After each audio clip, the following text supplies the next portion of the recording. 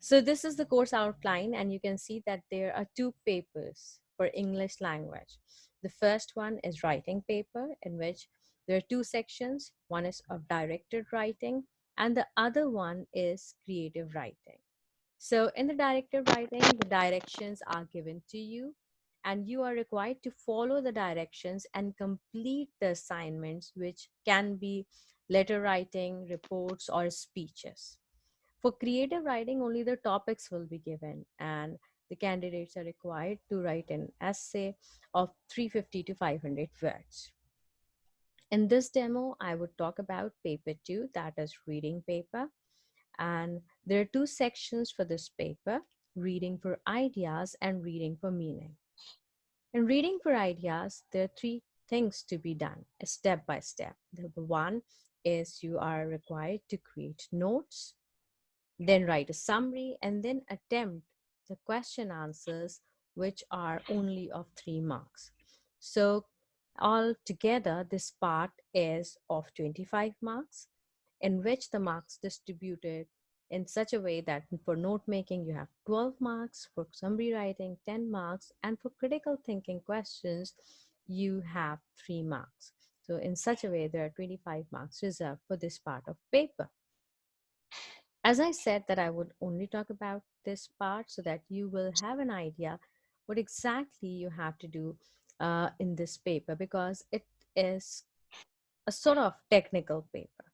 And I hope that with this presentation, you will be able to understand what technicalities are involved in writing a summary for this part of paper. So let's see. As I said that there are 3 steps. The first step is note making. And for this purpose, there is a passage given.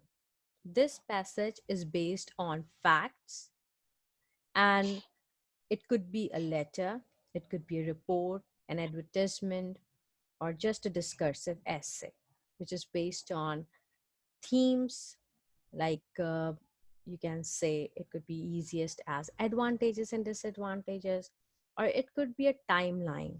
For example, they are going to give a topic like a product, sugar, and you are required to find out how it started to get popularized with people, and then how this popularity was gained with time. So in short, there would be two topics, or sorry, two themes, and you have to deal with both of the themes. So you are going, when you are going to make notes at that time, you'll find out that some examples are given for each note, and you are required to write your notes by continuing it and by jotting down in the question paper. And then comes the most important part, which is to be discussed in this presentation, and that is writing a summary.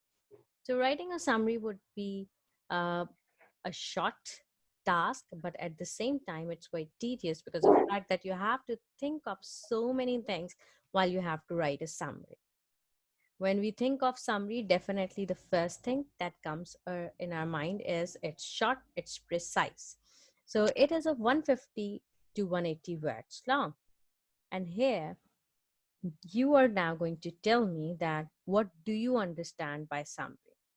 Okay, so there's a question for the audience, and we can see that we have number of participants here. Yeah, so what do you understand by summary writing? And say anything. You can say anything. What do you understand by summary writing? You can unmute your mic and say.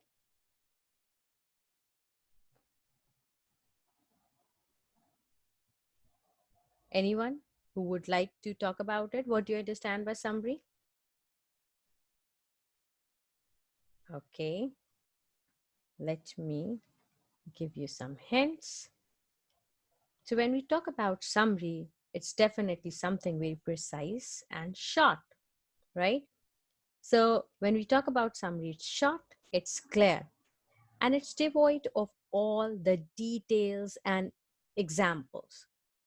So it means that in the factual composition that you are going to have, you have to extract out points in such a way that you are not going to pick up any detail and you're not going to pick up any example. Once you are done with the note making, then you are going to write a summary. So this thing is to be kept in mind while you are making notes. And once you have notes, then you are going to write a summary in a formal continuous prose. Now, again, my question is directed to you. What do you understand by formal continuous prose? And I would welcome all of the responses. I'm okay with saying anything that's even absurd. It's okay. So, what do you understand by formal continuous prose? You can unmute your mic anytime and speak up.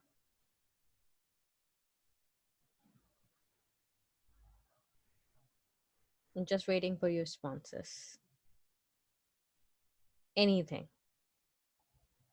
any wild guess, it's accepted. Yes. Yes, go ahead. Sonia, you want to say something? What do you understand by continuous prose? Okay, let's see what it is. So when I say continuous prose, it means then I'm talking about paragraphing, right? And this paragraph is the, I mean, a piece of information or ideas that are going together using linking words and connectors. So you are coming up with a paragraph. When I'm talking about continuous prose, it's more than one paragraph, because continuous prose is the example of continuous prose is essay writing and articles. And you know that while we are writing essays or articles at that time, we write multiple paragraphs. And in order to build a connection between these paragraphs, we use some linking words, right? So you can say that, okay, yes, Aisha, I have read about the issues. You can join again to tackle with these issues. Okay, so it's just like essay writing, there are paragraphs. So again, the question, how many paragraphs to be formed in summary writing? So if you remember, I talked about themes and there were two themes. And when there are two themes, it means the number of paragraphs should be two as well. Now, there is, there are so many opinions about it, whether to have one paragraph, two paragraph, or what. But the easy way out is it's up to the candidates, it's up to the students. They may come up with one paragraph or two, because the marks would not be deducted for this. But I just want to make sure that if any students making two paragraphs for two themes, it's okay, and or she should not be penalized for that. So now let's see summary writing in detail. This is the question. And you can see that the question starts with some instructions. And in the instructions, you're asked to use the notes. I have already been talking about note making. That was the first part of this section.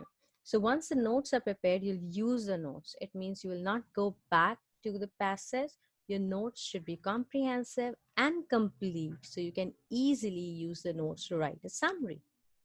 Then the task is providing you some suggestions that you are required to use your own words as far as possible.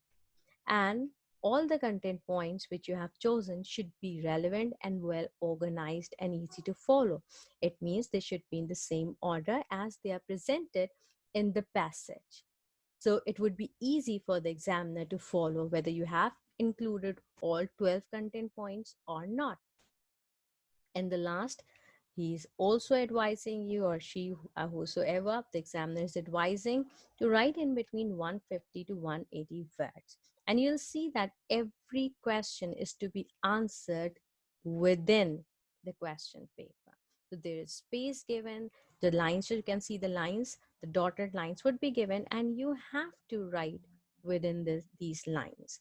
You cannot write here and there, because they would be checked, e-marking would be done. So it would be very difficult to follow where if you have written on any other page. So it's best to train the students to write within this space that is provided. And believe me, this space is sufficient to write 150 to 180 word or even a large font.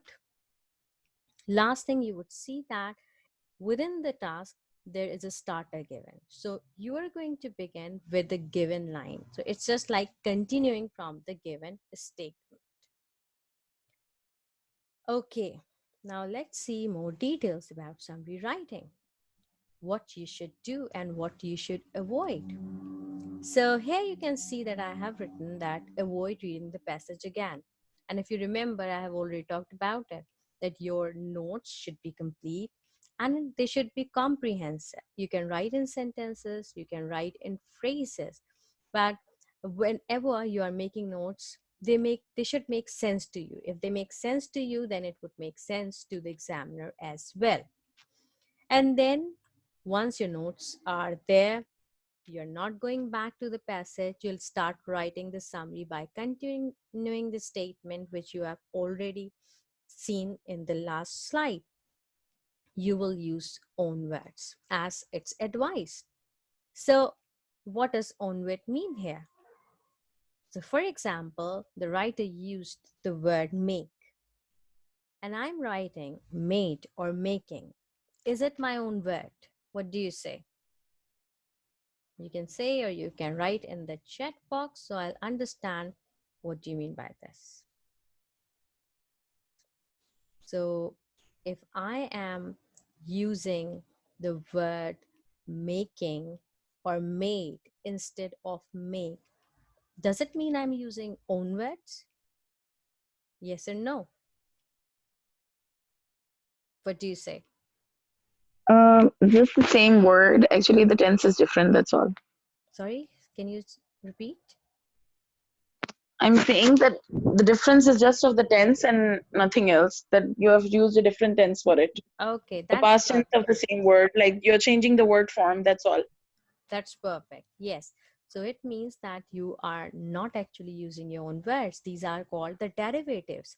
And derivatives are the other forms of the same word or the base form of the base form.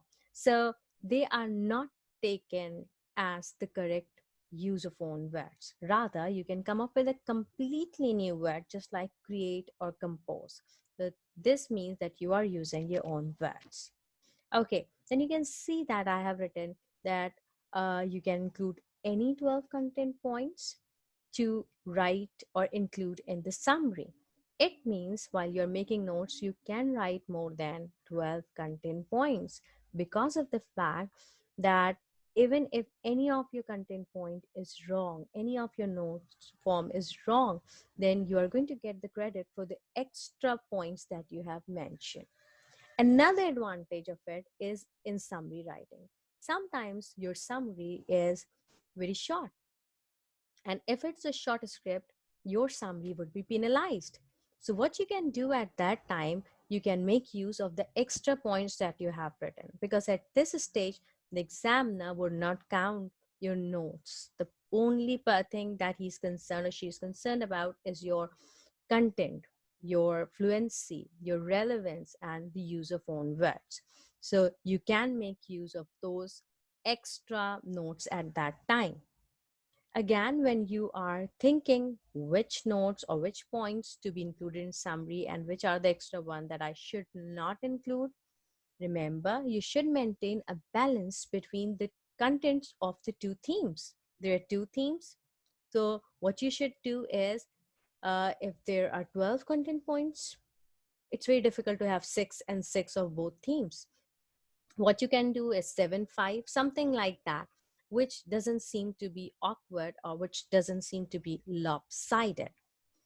And the last thing of this slide, that you are required to use the tense according to the theme. For example, I was talking about timeline. Which tenses do you think are used in timeline? When it's timeline, it's definitely starting from past and then moving on to the present, or they may talk about other times as well.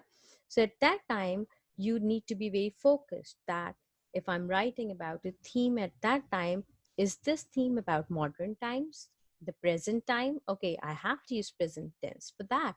But if I'm writing about prehistoric time, ancient time, at that time, definitely I would use past tense. Then what else is to be emphasized while you're writing summary apart from own words and apart from tense? So this is actually the variety of sentence structures. You can attain the fluency in writing when you're coming up with variety. And for that, you may use simple, complex, compound sentences. And then these are ideas taken from different part of the passage. So there should be a connection developed. So for flow of ideas, you'll be using connectors or linking words, just like if you want to add on information, you'll use connectors like moreover, furthermore. If you want to show contrast, you may write out the words like however, nonetheless, nevertheless. And for sequence, you can write firstly, secondly, then subsequently, etc. I have already talked about that. You have to write within the given space and you shouldn't exceed 180 words. Even if the examiner is not going to penalize you for writing, or exceeding the word limit, you need to remember the more you write, the more mistakes you do. So why to give this point or this advantage to the examiner to deduct marks? Lastly, you will proofread your summary for grammar, spelling, and punctuation, so there is no language error. So this is actually the note form. Your notes should look like that. They should be precise. If they are in phrases, then again, they should be meaningful and complete. Okay, now a few questions from you before I move on. This is misconception check, and I just I want you to tell me whether these statements are true or false. And if they are true, it's okay. But if they're false, why? So my first question, or first statement rather, the passage of reading for ideas is fictitious. What do you think? Is it true or false? Say anything. You can write in the chat box. I can read from there. Okay. Hira says that it's false. Okay. Why do you think, Hira, that it's false?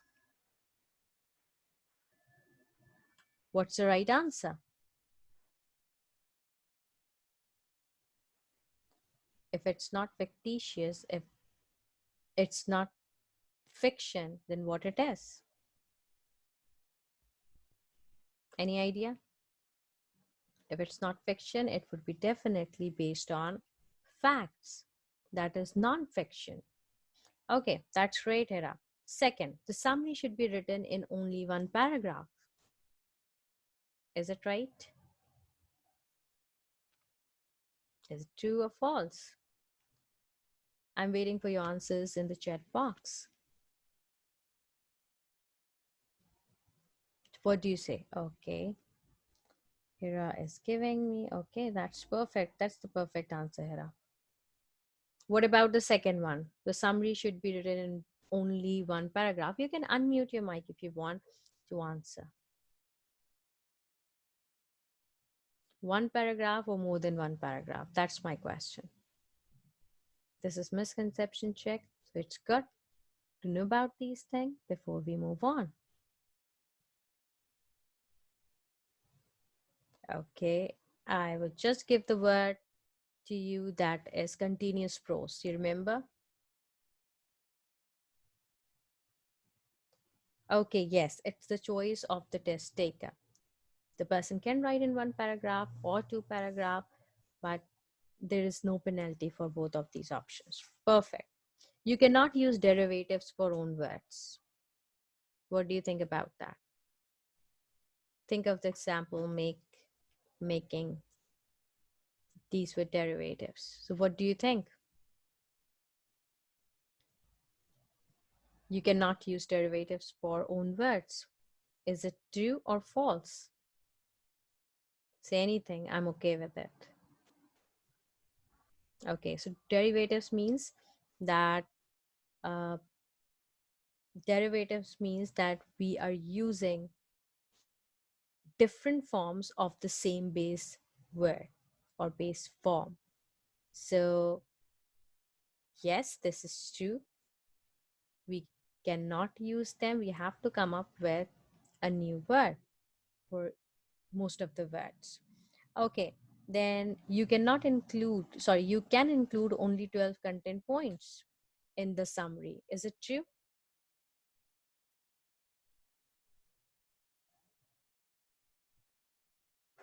What do you think of the last one? We can include 12 content point in the summary. I'm talking about notes. You remember I told you that there are 12, 12 content points, at least 12 content points to be added in the summary. Okay, so you said that yes, it's true. You can include only. The word only is actually making difference because if you remember, I said if the script is short, you can include more content points. You would not be penalized because at this stage, yes, Sonia, you're right. At this stage, you have been given this opportunity to focus more on language rather than content points. So content points should be relevant, but the number of content point, it's not a problem because they would not be counted as such at this stage. Okay, thank you so much for your responses. Let's move on. So this is how you're going to write summary. I'm just giving you quick examples. For example, if this is the first line or the starter that's given, that elephant have been important throughout history and were used as, you will see that there is one example given for each theme.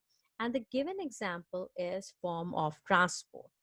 So what you can do, firstly, you will continue with the given statement. This is mandatory, right? So you'll complete this one.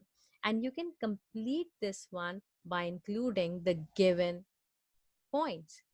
So while you are counting your notes, at that time, you're not going to count the given points or the examples. But while you are writing summary, at that time, you can include these examples in your summary. So it's okay. So first thing, continuation, continue with the same statement given. And second, you may include the given examples. Then the point was, it was a form of transport. And I cannot come up with my own words for it. I cannot think of any other word for form of transport. So what I can do, if I cannot come up with my own word, I can use description. For example, here instead of writing transport, I have written the means of conveying people or goods from one place to another. And it is making sense because it's contextual. And that is why it's okay to use descriptions instead of synonyms. Next point. The next content point, the points in black are actually the notes, exact words of the passage which I have to convert in my own words. So the second content point is used as working animals. So I have to continue the idea. If I am not going to link the idea, they would be like stranded. So what I'm doing is to develop the flow, I'm writing out some connectors like furthermore, because the examples or the points are similar, it's just addition. So I'm using these connectors of addition. So I have written furthermore, they were trained to perform a specific task instead of working animal. Then here, those huge beasts were used in warfare in ancient times and had a part to play in modern wars. So I have to find which tense is being used, and I would use the same tense here in the summary. It is about ancient time, it's about past, so I have to take care that I am maintaining the same tense consistency here in my summary. Another thing you can see that both the points are of the same topic, and that's war. So what I can do is I can merge 2 points together to shorten the length of my summary. And for doing so, what I did, I have used a complex sentence. I'm beginning with since, and since is subordinating conjunction, which will help me to create a complex sentence, which is actually the requirement to attain fluency in writing. So you can see that these two points are merged together by using since, and I have used my own words throughout. So these are other examples of subordinating conjunctions. You can introduce it to the students so they can come up with sentences which has one main clause and one dependent clause. Okay, now there is a game for you. Okay, four in a line. Have you played this game? Yes or no? Have you played this game? Four in a line. So you have to give four answers in a line. It could be vertical, horizontal, diagonal, right? So whatever comes to your mind about these words, you would say. Okay, it's very easy. I have told you many a things about instruction, tense. So you have to relate that information, and I will just make a cross. Okay, you just give me an answer and I'll tell you how to play it. It's very easy.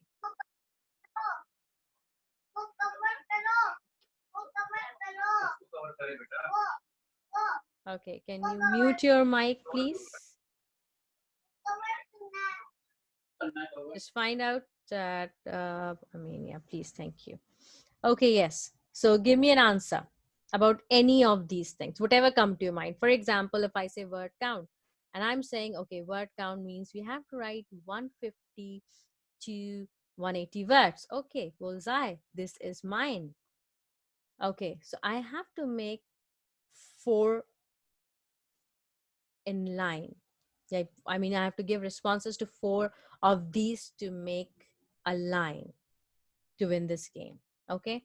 Okay, so you come up with anything you know about these words written here, and you'll understand how to play. It's very easy.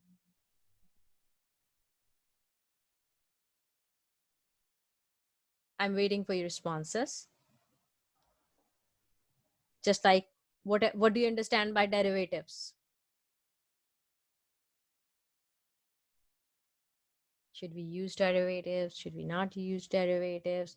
What are derivatives? Anything about it. You just write here in the chat box, and this would be your this. Okay, continuous prose. Okay, tell me about continuous prose. You have written using the same word in different tenses or okay. Okay, so Hira says that uh, derivatives means the same words in different tenses. Bullseye, correct. And we should avoid using derivatives. Claire, what about continuous prose? What do you know about continuous prose? What do you know about continuous prose? What is continuous prose? Give me an explanation, and if you give me correct explanation of that word, I'll cross it out. So I can make a line like this, like this. Any idea? Okay, are there any suggestions given in the task of summary? Word count should not exceed it. Word count is already done. Bullseye, correct. Avoid using derivatives, correct. Anything else that you know about these words? Say that and I'll cross it out. Continuous prose is a form of paragraph. Okay, correct. Okay, but still they are not in line. They should be in line. Instead of a specific word, use descriptions. Very good. But again, the line cannot be drawn. Content points can be more than 12. Where are content points? 10 points. Perfect. If somebody tell me about themes, so your line would be perfect. Tell me about themes. What do you know about themes? Connectors. Okay, these are the examples of connectors. Correct. Now you can have either theme is the main idea. Okay, and how many themes are there? How many themes are there? Quickly tell me, avoid suggestions. One theme in summary writing. How many themes are there? There is one passage, correct? But how many themes are there in one passage? For example, advantages and disadvantages. So, advantages and disadvantages are actually one theme. Well done. You see, you have attained 4 and allied. Congratulations. Well done. You did it. Okay. So, that was a quick review session to this game. And I hope that you can play the games like that in your online session. Okay, let's clear all the drawings and let's move on. So we are running short of time. We will just move on to the next slide. Thank you everyone for your participation. So you can see that there are other things also to understand, just like if you are coming up with your own words, these words should be contextually fit. So the meaning should be, for example, the word featured has two meanings. So you need to find out which meaning is appropriate according to this context. Then some of the words can be retained as well. These words can be religious or they could be scientific. There could be some jargons which should not be substituted by the candidates. You can also come up with compound sentences by adding fanboy connectors to merge sentences together. And lastly, about spellings. Yes, your spellings could be British or could be American, but there should be a consistency maintained throughout the summary writing. And these are coordinating conjunctions, the fanboys I was talking about, that can be used to make compound sentences. So once you are going to write, you can see that the summary is composed and this is of own words. And there are band descriptors to help you assess the performance of the students. So let's talk about the course. This was the demo about the summary writing, and there is a lot to cover. So if you are going to get enrolled to this course, which is of 2 months, you are going to acquire subject expertise to teach CAIE English language code 112 course, and you would learn a variety of ELT approaches in order to cater the needs of your students. And you would also be able to develop or practice some of the engaging techniques to help students understand the concept and to acquire accuracy, right? Just like most of us are teaching online. So there are two techniques I use, just like this game, which was a quick revision game or misconception check that can be easily adapted by you in your teaching context. Then you are also going to get O-level resources that may include that would include handouts, worksheets, and teaching material include lesson plans. I would also help you to develop your content relevant to your teaching setting or teaching style.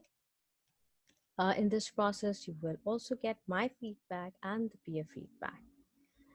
You will also get the certificate of course completion, and I would help you to start off your own setup for online teaching. So this is what you're going to get if you invest in this course. And now let's talk about the last thing, that what would be the charges. So if you only want to work alone, learn individually, that could be a bit expensive for you because these charges are monthly, right? But if you study in a group of 2 or 4, they are reduced. So in the group of 4, the monthly payment would be 2,500 rupees. And it means that each month you would pay that to get access to all the things which I have already talked about. So this was all about the demo. Now, if you want to ask any question, I would definitely like to answer them.